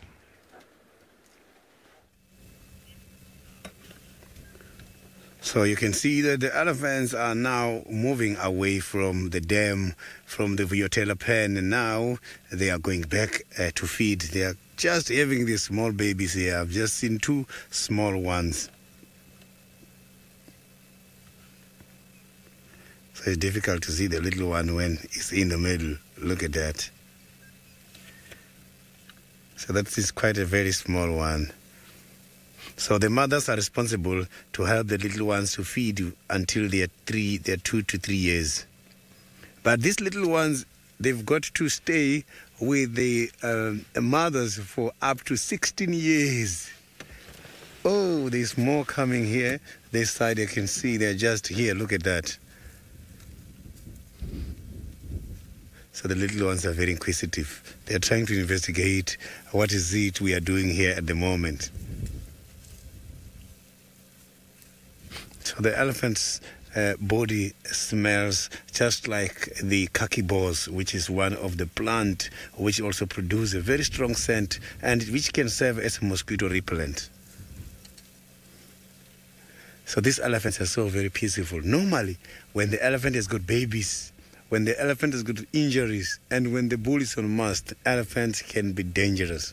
But here at the moment, I can see that they are peaceful, and I'm just going to reverse and get much closer so that we can have a better sighting.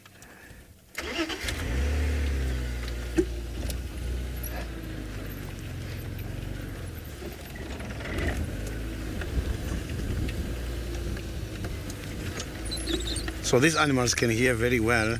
When my engine is on, they can pick it up as if it's too many vehicles in one. That is why if you rev the vehicles for the elephants, you can irritate them because the ears can pick up quite a lot of sound at the same time. Look at the little one. Look at what the little one is doing there. So the little one is doing some dust bathing. Look at that. Oh, this is amazing. Look at that. So the little one is doing some dust bathing and enjoying some warmth from the ground. The little one is still interested to play. Let's see what the little one is going to do with that stick.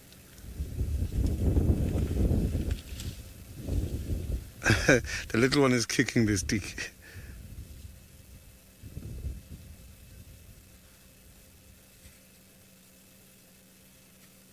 So now the little one is interested to lead.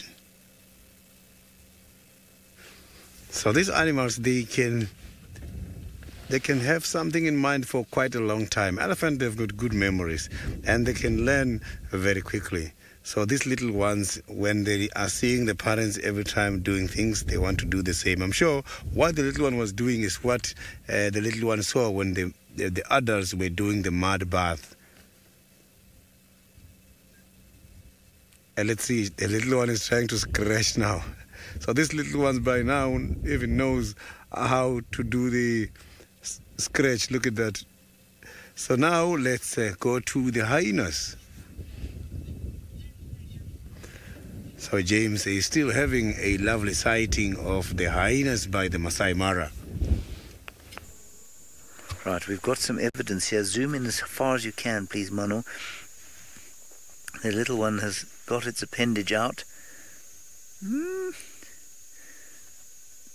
Missed it there. That new hyena that's just come in, I think, is a male. I don't see any teeth, and the penis is pinched at the end. But it's quite big for a male.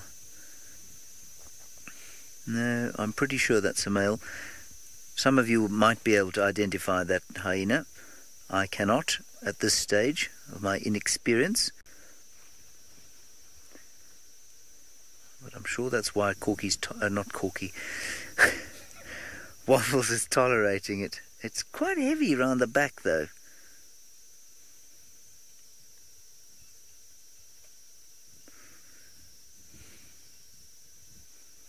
Pretty big as well. Let's see if I can find this document with my hyena ID. Perhaps telling Waffles that something's died close by. Hyena, here we go. No, just let me open it.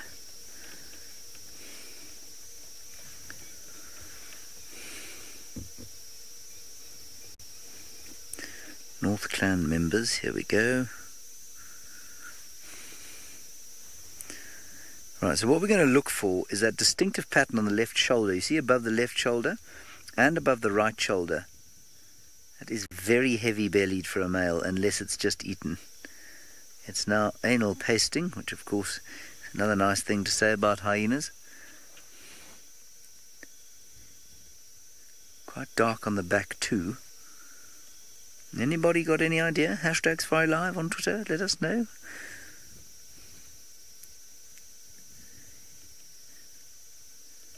They're very close. It wouldn't surprise me if that was her son. That's what this looks like to me. They're very friendly with each other. Come on, Manu. Hershey or Fergus you're going with? Well, I think that's probably a pretty good call.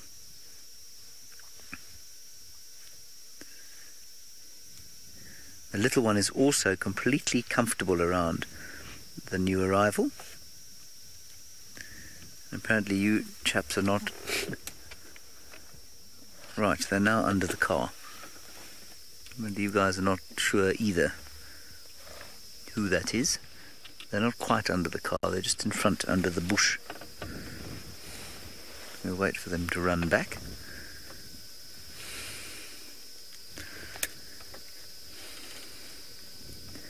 So two very distinctive patches on the left and right shoulders, distinctive spot patterns. Yeah, I'm going to go definitely with one identikit to load. Naturally the interweb is deciding that it's much too tired to be working now. There comes a little one.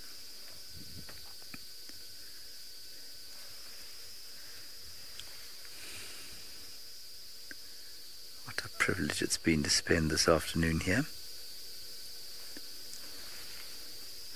Now, we will shortly be going into infrared. It is getting a little bit dark. And so before we do that, let's go back to Pajamas and Tingana.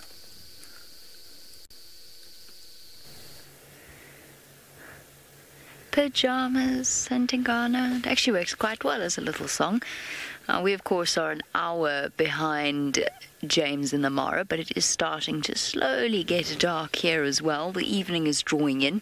Probably got another hour and a bit of light left, which means that very shortly we're going to be making a mad dash to the hyena den in the hope that we can get there before the end of this episode of Safari Lives.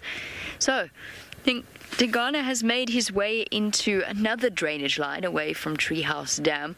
It's actually amazing. The drainage line is basically a dried out river system, and at the moment it's the only area where there's quite a bit of plant life and therefore a much higher concentration of potential prey for him. These steep banks are also a great hunting area for him because he can use every little bit of available cover to sneak up on whatever it is that he is going to be after. Or alternatively, he could just wait until Hosana kills something else.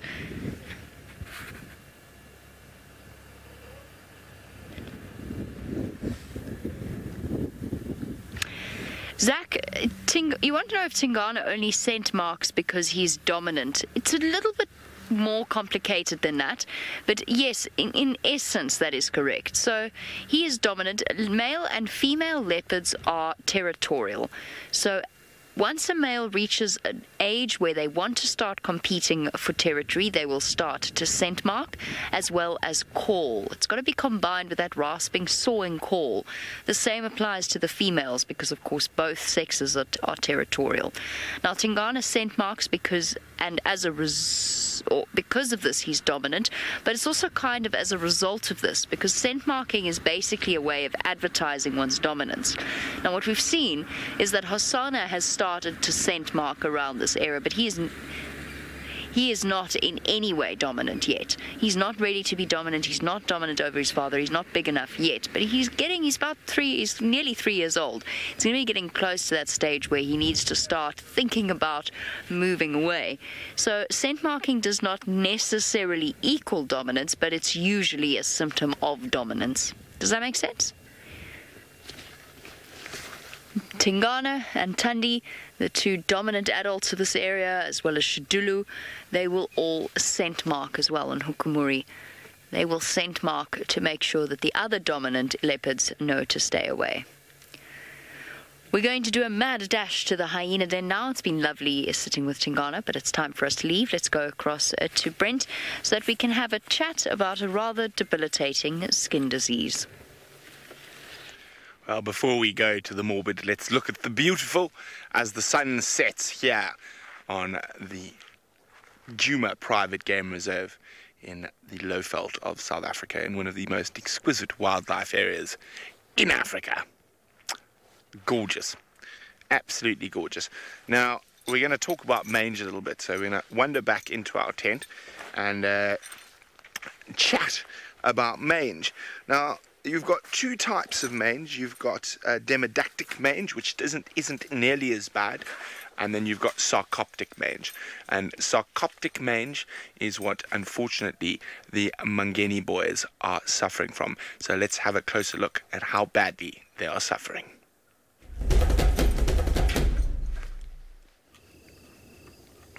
And you can see that poor boy is really struggling. That's the one I'm not sure whether he's going to make it through the year. I'd say almost 50% of his fur has been lost. And you can see some of the scars are starting to heal.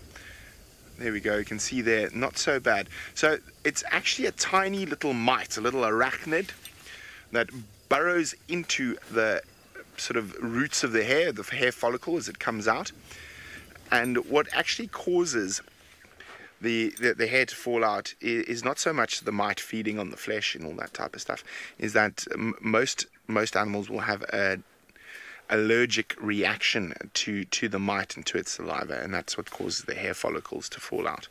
And certain lions and certain animals seem to have less of an allergic reaction. I suppose it's like most allergies. So the Nkuhumas seem to survive it better than the sticks and these poor Mangeni boys. And then what the other two big problems with mange and that allergic reaction is that it acts as an immunosuppressant. So it suppresses their natural immune system. So little nicks, cuts or whatnot that would heal like this in a healthy animal don't heal as quickly in a mangy animal. And it's also an appetite suppressant. So they don't get as hungry, they don't eat as well, and specifically at a time where they really need to eat to keep their strength up. And there are a couple of areas of the park where or of the Great Kruger where mange is more common. This area here being one of them, but it is natural and it is seen almost every single dry season here. And a lot of people get very upset by it, and we must be the most horrible people in the world in the management of Kruger and the Sabi Sands. We must be absolute brutes. Well, not management, but the management and us who view them on a daily basis. And again, that is coming from position where you don't actually have the knowledge to make calls like that. You must understand that the Greater Kruger, or the Kruger in particular, is probably one of, if not the best managed national park in the world in terms of how they deal with problems, because they have problems that other national parks couldn't even dream of, and on such a large scale. Now, to try cure a lion who's got mange that badly, it would mean you'd have to dart it at least twice a week and give it a bath in a solution. And what that means is darting an animal is never a safe thing. I mean, it is mostly safe, but if you have to dart something, things can go wrong. And slight wrong, and especially something now that's got mange where its immune system is already compromised, and you're now going to hit it with a whole bunch of drugs, and those drugs in the wrong cocktail of combinations can be lethal. So it's just not feasible. And everyone seems to think it's a cost thing. It's not a cost thing. I mean, the quickest way to kill those lions would be dart them twice a week and try to give them a bath. Their immune system probably could not deal with it. So there's nothing to do but sit back. And I know it sounds horrible, but again, this is the Garden of Eden. We don't need to be gardeners. We don't need to fiddle with it. Human beings love fiddling and messing up systems that have been working for eons all by themselves. Now, this helps control the lion population. So if the lion population gets too big, they whack too many of the buffalo, and then the buffalo affect the grass because you don't have those big herds of buffalo working through, and their hoof action and dung fertilizing the soil for the grass, for the zebra, for the wildebeest, for the elephants. So everything's connected. So you cannot have too many of one thing. And I think people misunderstand that mange is natural. It is a natural controlling agent of the lions, as was white muscle disease during the drought. And it's very sad and very difficult to watch, but this is how these situations are controlled. And there is the argument, lions are a threatened species, so should we intervene because they're a threatened species? However, in this area, the lion population is extremely healthy. If we started saving all the lions, which is done in other parts of Africa, you completely destroy the social dynamic in them. So when it comes to mange and natural born diseases that are part of the ecosystem, it is not our place to start fiddling. And as difficult as it is to watch, we are here to observe and to learn. We're not here to stick our naughty, messy, dirty little fingers and mess up a really good system. Philip's wondering, do I think they can develop a resistance? I would say so. It depends. I mean, if you look at the Styx females, quite a few of the Styx females have developed resistance. They still show signs of mange, and they're not the best lions in the world to look at, but they definitely are surviving. I mean, they've made it through this far. As I said, 2 of those Mangeni males I think will survive. The third, I'm not 100% sure. But quickly across to Jamie at the Djuma Den. I thought I'd found Corky. I really, really thought I'd found Corky. This hyena's got such a nasty injury on his shoulder blade.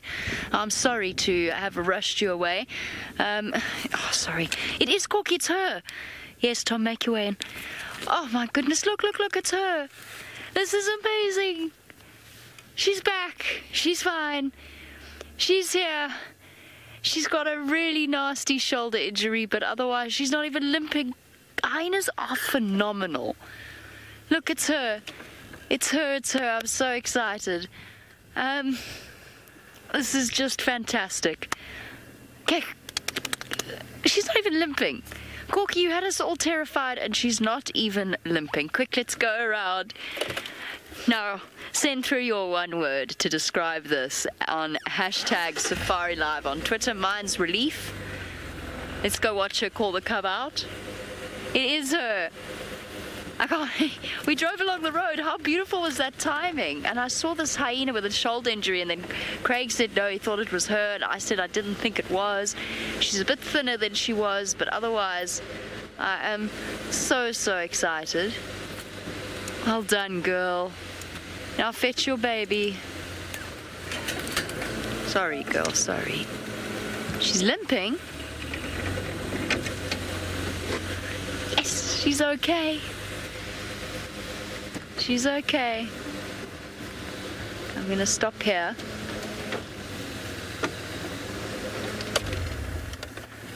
Look, hyenas are just absolutely Unbelievable. Lorena, your one word is goosebumps. Shame she's still alert. She's still nervous. Oh, that looks horrible on her shoulder. She's calling. What's going on? It's okay, girl. Let's just give her a moment.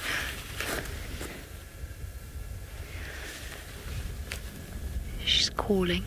She's definitely lost a little bit of weight. She doesn't even have a scratch across her face where he hit her with his paw. Hey, girl, you are a sight for sore eyes. You really, really are. She'd probably been back here every night since, we just didn't realize. She's definitely lost some weight, though. She's making that low moan.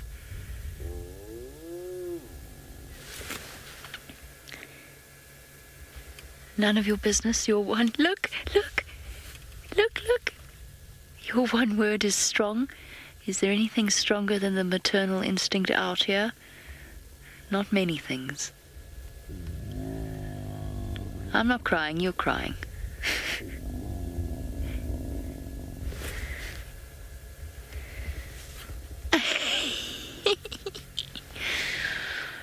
Hi. Hello, Wobbles. Is your mummy back?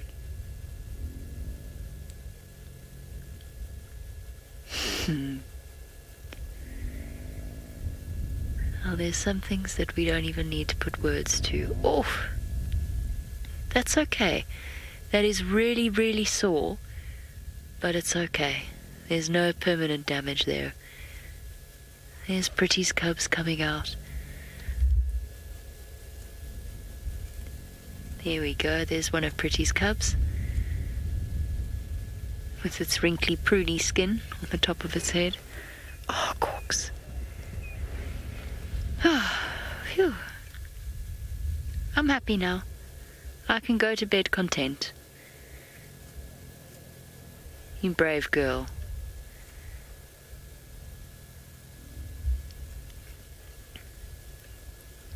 Penny, your one word was crying. Oh, shame. It's sore, but that's nothing to a hyena. She'll be fine. She does look a little bit the worse for the wear. She looks a bit thin. She obviously has been lying low and licking her wounds. And now it's time to come back to little one who is very hungry. Come on, Mum. I can't believe they're still at the same den. He's so hungry, it's trying to suckle upside down. Look at its little tail. Every sign of dominance in its body language.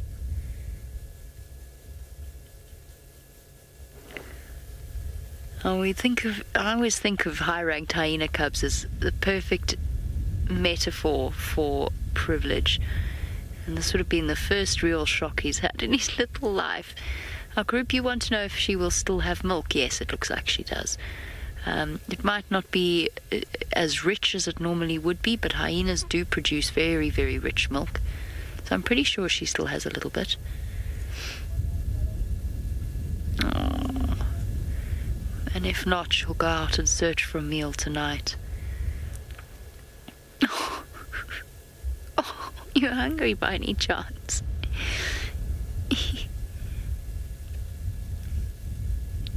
Shame. The little one actually looks like it's struggling to get some milk out. But that might just be it's taking a while to drop.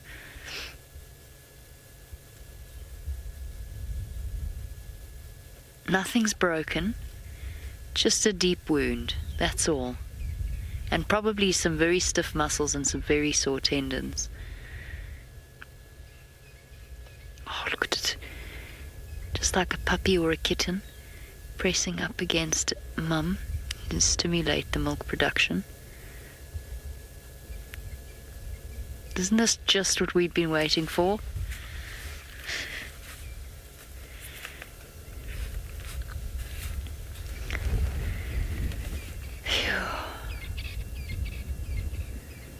This is the best possible way that our safari lives could have finished off this afternoon. It really is. Finally, How long has it been? Feels like forever since we last saw her. I think it's only been 3 days.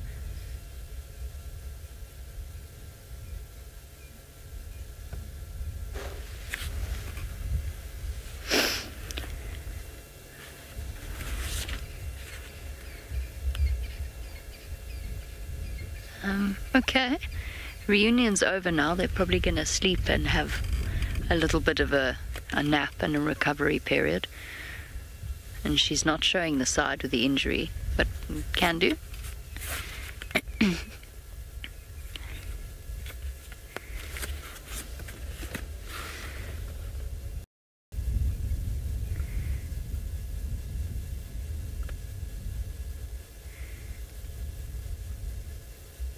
This is so special.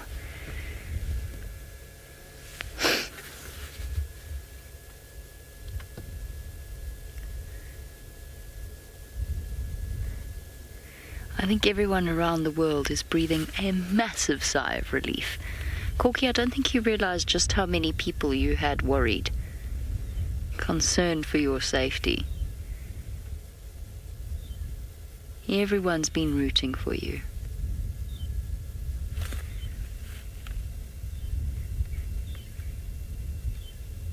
Now, it doesn't matter whether Corky's a hyena or a lion or a leopard. It's a story that is shared by all animals out here. It is a very, very tough world. Speaking of which, let's head across to Brent so he can finish chatting to you about what he was talking about before.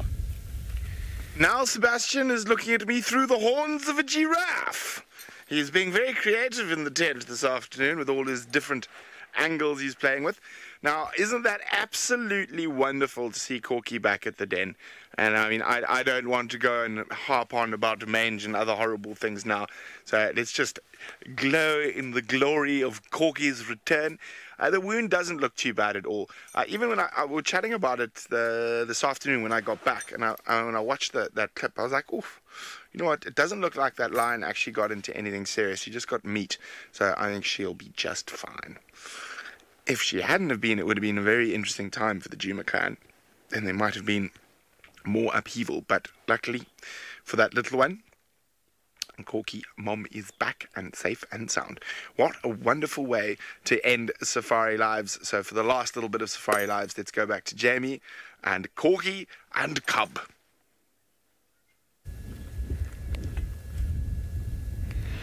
Corky and Jamie and Cub, I cannot think of a better combination of different factors.